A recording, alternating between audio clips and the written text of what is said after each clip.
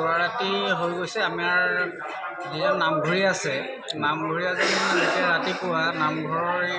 চাফাই কাম কৰিবলৈ আহিছিলে তেওঁ আহি পেলাই দেখিছে মানে নামঘৰৰ বাহিৰতে মানে তলাটো পৰি আছে তলাটো পৰা দেখি তেখেতৰ সন্দেহ হোৱাত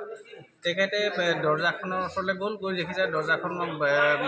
কিবা চাবোন লগাই পেলাই ভঙা তেনেকুৱা চিন পালে তাৰপিছত ভিতৰলৈ সোমাই গ'ল পিছত আমাৰ নামঘৰৰ যিখিনি সামগ্ৰী এইখিনি প্ৰায়খিনিয়ে চুৰ কৰি নিছে আমাৰ ৰূপৰ ফুলি কেইপাতমান আছিলে সেয়া চুৰ কৰি নিছে আৰু নামঘৰৰ যিখিনি আমাৰ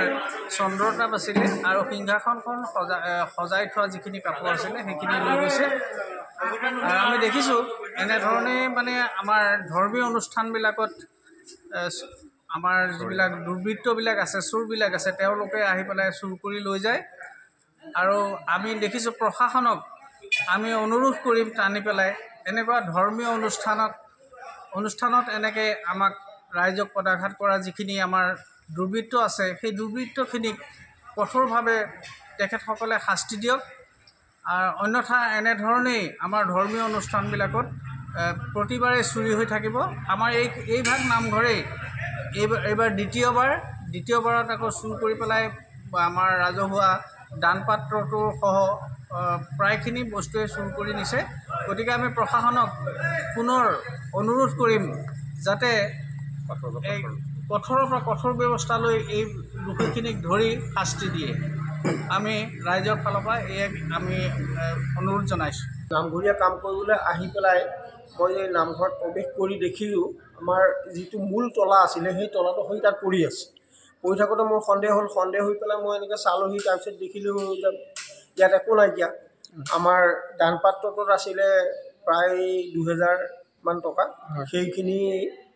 নাইকিয়া হ'ল দান পাত্ৰত দি হৈ তাত পৰি আছে এখন পিতলৰ থাল আছিলে থালৰ ওপৰত আমি বন্তিগছ জ্বলাওঁ সেই থালখন নাই এটা কাঁহৰ ধূপদানি আছিলে ধূপদানিটো নাই মূল গামোচাখন গুৰুৱাখনৰ গামোচাখন নাইকিয়া হ'ল তাৰপিছতে আমি ভিতৰৰ ফালে গৈ চালোঁগৈ ভিতৰত আমাৰ গডৰেজ 2টা খোলা আছে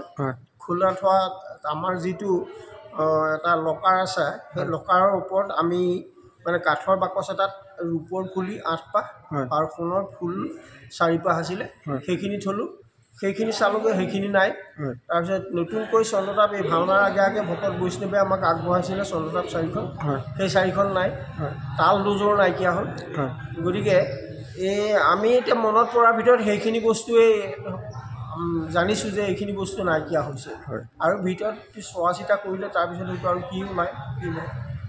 যোৱা ৰাতিৰ ঘটনা ন যোৱা নিশাৰ ঘটনা কি ক'ব আচলতে প্ৰশাসনক